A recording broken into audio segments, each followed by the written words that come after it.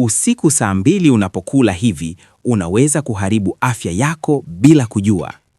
Sio kila chakula kinafaa kuliwa usiku, hasa karibu na muda wa kulala. Hivi hapa vyakula 5 vya kuangalia. Kwanza, parachichi ni kizito kumeng'enyewa, hivyo husababisha tumbo kujaa na usumbufu wa usingizi. Pili, vyakula vya kukaanga huchelewesha mmeng'enyo na kusababisha kiungulia. Tatu, pilipili nyingi huongeza asidi tumboni na kukuletea maumivu.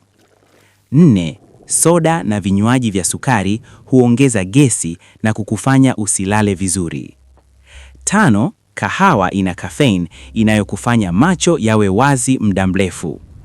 Matokeo yake ni kukosa usingizi mzuri na tumbo kutokuwa sawa. Jaribu kula vyepesi usiku ili ulale vizuri.